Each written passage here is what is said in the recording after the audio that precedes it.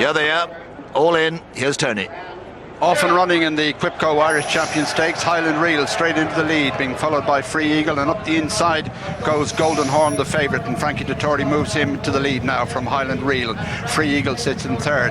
On the inside is Plaichcock in the all blue colours, and they're followed down the far side of the course by Found, who's on the inside, and then Cirrus Eagle. They're keeping out towards the centre of the track, and it's Golden Horn who leads from Highland Reel in second. Tracking them is Plaichcock. Then comes Free Eagle, and behind Free Eagle is Found. Then Cirrus Eagle, and the back marker in the early stages is last year's winner, the Grey Gatsby, as they head down past the 6 furlong marker. And it's Golden Horn, Frankie Dettori in the lead from Highland Reel, and Joseph O'Brien in second. And they're being followed in third place, 2 lengths back, by Plaichcock, keeping company with Free Eagle. Found a length and a half off them, Cirrus Eagle, the 9-year-old on the outside, and 2 lengths last at this stage is the Grey Gatsby as they go into the turn past the halfway stage.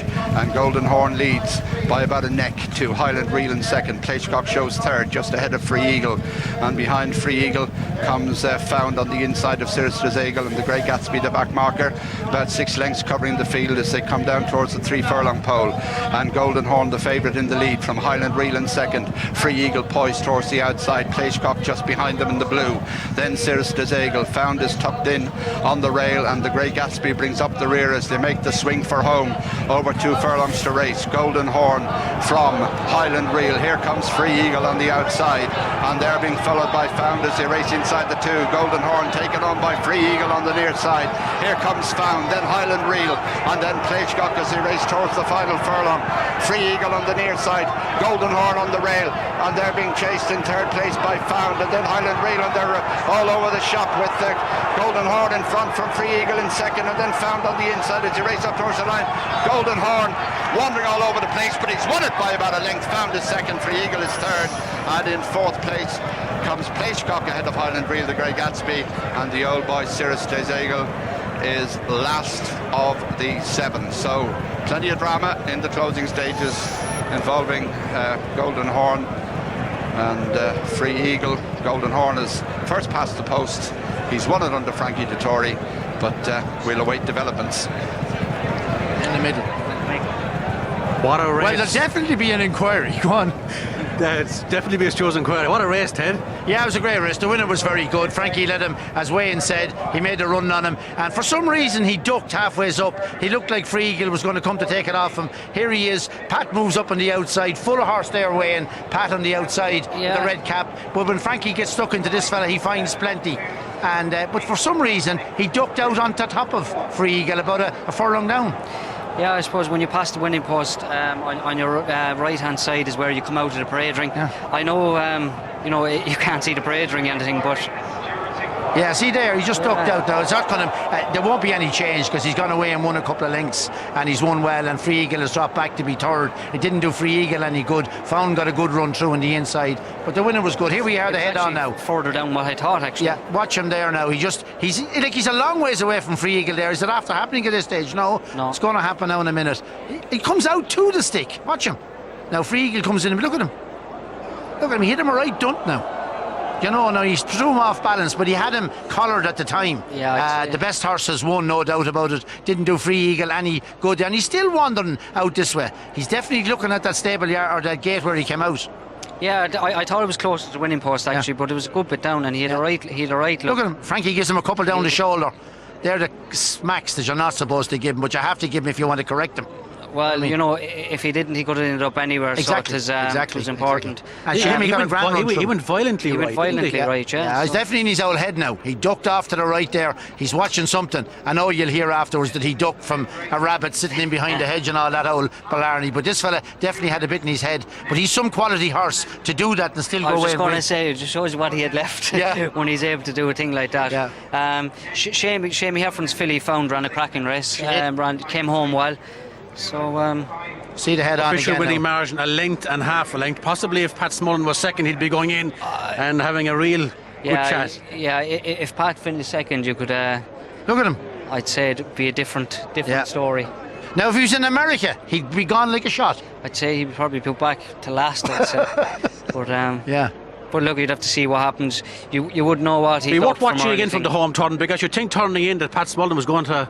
Yeah, he emptied quick enough now. I thought he had to measure him off the last bend. But when Frankie got a couple of smacks in this fella had loads in the tank though. To do that and still go away and win. To do that, and I thought Pat had him as well, but he actually picked up when they did get to him. He did, yeah. He'd loads left there, do you know. He was grand and relaxed in front today. I was fully convinced after watching him at York that he was a hell of a horse, because he ran with the choke out in York every step of the way. Found his run a cracker, Play Shockers run well behind, but he comes out to the stick. You don't often get another horse doing that now. And you're a long ways down. There's no gap in the rail down there. He definitely has a bit in his old head. He jinked badly to the right. That was the first time that we saw anything like that from this horse. He's always been running as straight as a gun barrel. Yeah. But as you say, Ted and Wayne, he's obviously a horse with immense potential, lots of petrol in the tank to do that and then go on and win again. Yeah. He definitely was looking at something anyway. Well, he wasn't. He was looking at obviously where he went out or something, you know. He jinked under pressure. There he's coming back into the winner's enclosure.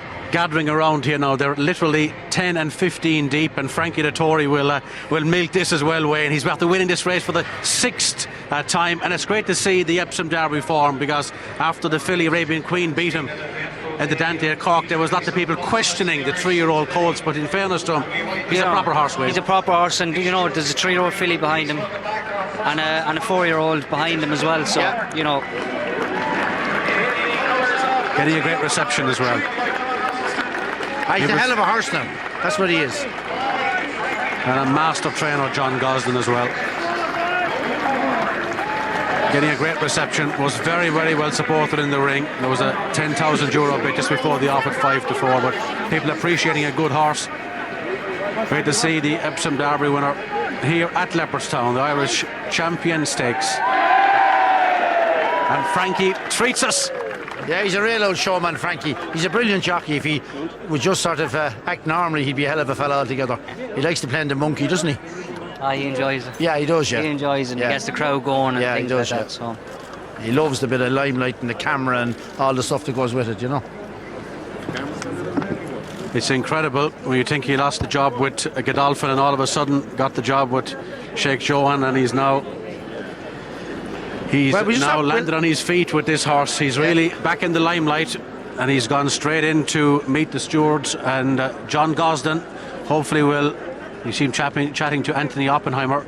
We'll go back and have a look at that if we can again, now that we've Wayne with us, and see was there any cameras or anything on the rail that he might have ducked from, if our producer can have a look back at that, because it's definitely he jinked quite badly. We'll just wonder, was there something, sometimes there's a camera on the rail or something. There might be nothing, but it's worth having a look at. Just look on the inside rail, don't mind the horses jinking now. Just watch, is there something on that inside rail that's made this horse jink? This is a shot they'll be looking at in the steward's room from up the backside of the horses here. Just watch the inside rail on the left all the way, and is there anything on that rail that made him jink? Frank Hazy's sticking his right hand, it's up again the rail he should have gone, but just here he jinks. Jeez, there's no camera there. There's one a long ways up on the very inside, but before he ever got to that, he's gone off out that way. I wouldn't be putting down the camera now as an excuse anyway. It's in his old mallet. Why would they do that, Ted? Would they maybe see feeling something? Would he? No, they do it. Same way an old horse dropping you at home. Yeah, there's a kink in him.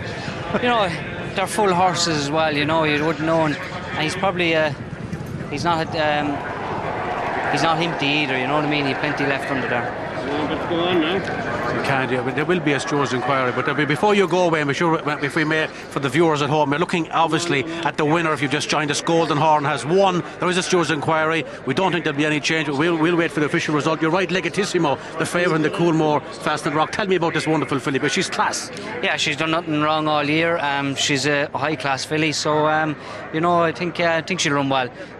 Probably ground is a tad slow for her, but look, she's here and the owner still let her take her chance, so hopefully she can put her best foot forward. She's a Guineas winner, stepping back in trip, having been very good in the Nassau at Goodwood.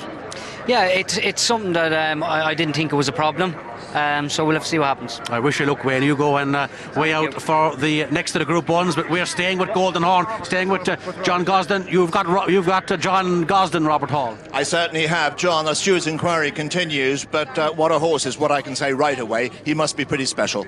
Yeah, I think he had to do it the hard way. There was no obvious pace in the race. He's a horse who's won a derby. What he didn't want to do, drawn 1, was be boxed in on the rail, someone pulling it up, playing with the pace. So he's done it the hard way. He's done everything right. I don't know. He's seen something under the rail. Maybe it's the shadows or something, but he's seen something and ducked out. He just lurches so sharply right. Yeah, very quickly right. Frankie's aware to it straight away. He gives him a crack down the shoulder with the whip, and then right-handers straighten him up again. But certainly he ducked at something. I don't know what it was he saw. He was doing quite nicely until then. But he has so much energy, doesn't he? Do you know, I mean, he went away again and won almost hard-held, you'd have to say, at the end. Well, he seemed to go right away again at the end. Yes, I thought she was the main danger. I think she's one of those really improving fillies late in the year. She looked the best 2-year-old filly last year when she won the Marcel Boussac, and she finished very strongly. Free Eagles ran a solid race, obviously a very good race. He's a Prince of Wales winner and everything else. So, look, it was a really good Group 1 run at a proper gallop. He hardly got a breather, but he still seems to be going away at the end, as you said. But look, I'm not quite sure where he ducked, but he ducked at something. Maybe who was coming up the end? Maybe Shamey said something. I don't know. John, all things being equal, where next do you think if he comes out of this well? Well, it's ground. He's handled slow ground here today. He wouldn't want to see Paris go really soft, but he'd be very happy on good to soft, as I've said all along. Good to firm. If it got to be soft, loose, heavy Paris ground, he wouldn't run in that. That's all. Well done already, well done. Well, we'll see. At least he came out on top in the race. We'll see what happens later. But he certainly looked the best horse. Certainly looked good the last 25 yards, didn't he? Sure did. Thanks, John. Thank you.